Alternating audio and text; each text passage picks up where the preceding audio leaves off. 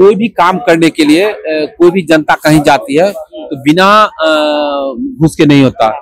किसी एक सरकारी कर्मचारी का किसी काम के लिए घूस मांगना एक सामान्य बात है, एक फैशन है, फैशन हो गया, फैशन है।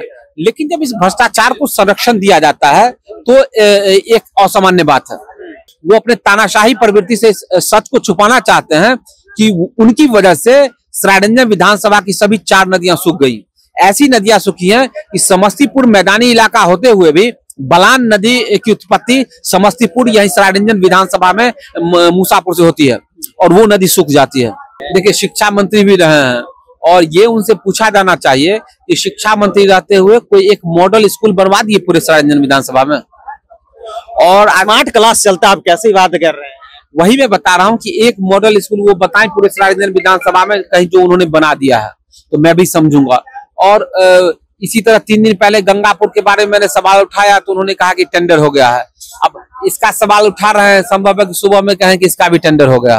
चलिए, समस्तीपुर में इस वक्त 42 डिग्री टेम्परेचर सुबह में रहता है और सुबह में एक युवा नेता निकलते हैं और 42 डिग्री टेम्परेचर में घूमते हैं। घूमने के बाद एक एक करके नोट करते हैं कि इस पंचायत में क्या समस्या है। कुणाल जी हमारे साथ है, इन्हीं से जानेंगे। पहला सवाल यही रहेगा, 42 डिग्री टेम्परेचर में चलने के बाद कैसा फीलिंग होता है? अच्छा फीलिंग होता है। जब लोग मिलते हैं तो बहुत अच्छा होता है, लेकिन जब खाली जगहों में खाली सड़क पर चलना होता है तो थोड़ा सा बुरा लगता है।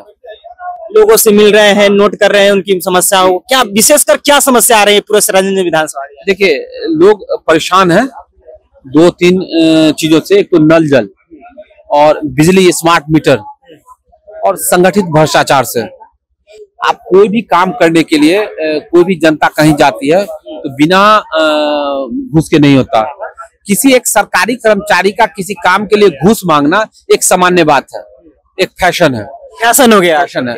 लेकिन जब इस भ्रष्टाचार को संरक्षण दिया जाता है तो एक असामान्य बात है। तो यही सरायरंजन का दुर्भाग्य है कि इस तरह के चीजों को संरक्षण दिया जा रहा है।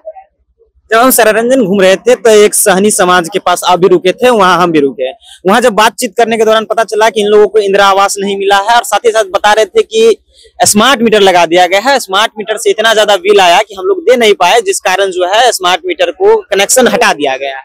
अच्छा, ये बताइए, आप बहुत शिक्षित हैं, मैं आपसे पूछना चाहता हूँ कि कोई एक संपन्न आदमी बताइए जो सामाजिक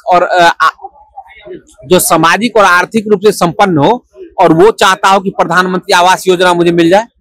आपको शायद एक भी व्यक्ति ऐसा नहीं मिलेगा। तो कोई अगर चाहता है कि प्रधानमंत्री आवास योजना मिले, इसका मतलब है कि वो व्यक्ति संपन्न नहीं है। और जो संपन्न क्यों नहीं है, तो उसके पास सोर्स ऑफ इनकम नहीं है, रोजगार नहीं है। तो हम अगर सही ढंग से रोजगार की व्यवस्था करवा दें, सोर्स ऑफ इनकम हम डेवलप कर दें, तो वो प्रधानमंत्री आवास योजना या कोई सरकारी जो सामाजिक सुरक्षा की योजनाएं हैं वो नहीं डिमांड करेगा।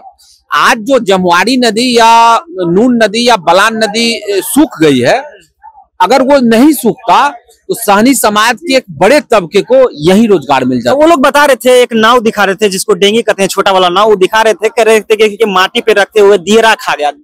बिल्कुल ये कहानी है असल में सरायरंजन के विकास की, जिसके बारे में माननीय कोई बात नहीं करते हैं या बात नहीं करना चाहते हैं। वो अपने तानाशाही प्रवृत्ति से सच को छुपाना चाहते हैं कि उनकी वजह से सरायरंजन विधानसभा की सभी 4 नदियां सूख गई। ऐसी नदियां सूखी हैं कि समस्तीपुर मैदानी इलाका होते हुए भी बलान नदी की उत्पत्ति समस्तीपुर यही सरायरंजन विधानसभा में मूसापुर से होती है और वो नदी सूख जाती है, और वो भी तब जब माननीय जल संसाधन मंत्री होते हैं। लेकिन आज तक माननीय जल संसाधन मंत्री ने एक बार भी संदर्भ में पहल नहीं किया, एक बार भी संदर्भ में सकारात्मक बयान नहीं दिया है। ये सबसे बड़ा दुर्भाग्यपूर्ण है। सरायरंजन में हम घूम रहे थे तो पता चला कि दलित बस्ती में आप भी गए, और भी लोग जाते हैं, और भी नेता है जो वो गए थे, सड़क नहीं पहुंचा है, ठीक है, जो पथ से ग्रामीण पथ को घर से जोड़े। और साथ ही साथ वो लोग बता रहे थे कि देखिए, नेता लोग तो आते हैं, चुनाव के वक्त आते हैं, वोट लेते हैं उस समय धर्म के नाम पर, हिंदुत्व के नाम पर, और उसके बाद चले जाते हैं। उसके बाद जो राजनीतिक है वो जाति के नाम पर होने लगते हैं। तो क्या कुणाल जी भी जाएंगे उन लोग से, धर्म के नाम पे कहेंगे कि हिंदुत्व वाली बात है, दे दीजिए वोट, जिस तरह से तमाम नेता करते हैं, और बाद में उनके साथ जातीय भेदभाव करेंगे, उनके टोला में नहीं जाएंगे, उनके क्षेत्र में विकास नहीं करेंगे, उनके पंचायत में विकास नहीं करेंगे? देखिए, मैं बताता हूँ, कि मैं जब जमुआरी नदी की बात करता हूँ, बिजली की बात करता हूँ मैं, तो या भ्रष्टाचार की बात कर रहा हूँ, तो सभी धर्म के लोग और सभी जाति के लोग इससे प्रभावित होते हैं। इसमें किसी एक धर्म या किसी एक जाति के लोग प्रभावित नहीं होते हैं। तो मैं मुद्दा जनित राजनीति करता हूँ, मुद्दा जनित मैं बात करता हूँ। लेकिन एक और लास्ट सवाल लेंगे कि सरायरंजन के विधायक है जल संसाधन मंत्री विजय कुमार चौधरी, वर्तमान में बीच में शिक्षा मंत्री हो रहे हैं। शिक्षा का क्या स्थिति है, जहां पे आप बैठे हैं उसके ऊपर देख सकते हैं। अभी आप बैठे हुए हैं, आप भी महसूस नहीं करते होंगे कि हम सुरक्षित है, कभी भी बांस बल्ला और खपरा ऊपर से गिर सकता है। शिक्षा मंत्री भी बीच में रहे हैं। देखिए, शिक्षा मंत्री भी रहे हैं और ये उनसे पूछा जाना चाहिए कि शिक्षा मंत्री रहते हुए कोई एक मॉडल स्कूल बनवा दिए पूरे सरायरंजन विधानसभा में। और स्मार्ट क्लास चलता है, आप कैसी बात कर रहे हैं। वही मैं बता रहा हूँ कि एक मॉडल स्कूल वो बताएं पूरे सरायरंजन विधानसभा में कहीं जो उन्होंने बना दिया है, तो मैं भी समझूंगा। और इसी तरह 3 दिन पहले गंगापुर के बारे में मैंने सवाल उठाया तो उन्होंने कहा कि टेंडर हो गया है। अब इसका सवाल उठा रहे हैं, संभव है कि सुबह में कहें कि इसका भी टेंडर हो गया। जी, लगता है कि वो लोग सवाल को घुमाने का काज करते हैं, क्योंकि आप पिछले प्रेस कॉन्फ्रेंस में कहा था कि मंत्री जो है वो जलेबी मंत्री है, बात को घुमाने का काम करते हैं। अच्छा, ये बताइए, एक भी सवाल बताइए, किसी जनता का सवाल हो या किसी पत्रकार का सवाल हो या सदन में कोई सवाल हो, जो वो बिना सही उत्तर उसका दे दिए हो।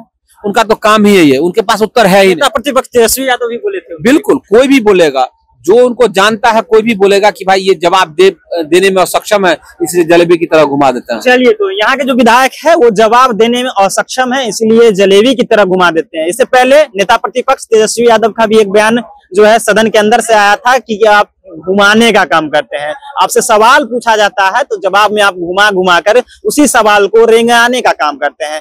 कुणाल जी थे 42 डिग्री टेम्परेचर में चलने के बाद लोगों की समस्या लिखते हैं। समस्या लिखने के बाद एक समस्या हम भी इनको बताए कि एक सहनी समाज के लोग मिलते हैं, वो बताते हैं कि देखिए नदी जो है सूख जाने के कारण हम लोग का रोजी रोटी रुक गया है। उनके पास एक डेंगी रहता है जिसे नाव कहा जाता है, उस नाव से वो मछली मारने का काम करते थे, व्यवसाय का काम करते थे, लेकिन पानी नहीं रहने के कारण उन लोग का वो जो जीने पर प्राप्त हो गया है। फिलहाल कुणाल जी से बातचीत कर रहे थे। अभी क्या प्रतिक्रिया है, अपनी प्रतिक्रिया नीचे कमेंट बॉक्स में छोड़ जाइएगा। आप देख रहे थे जनता जंक्शन। बहुत बहुत धन्यवाद।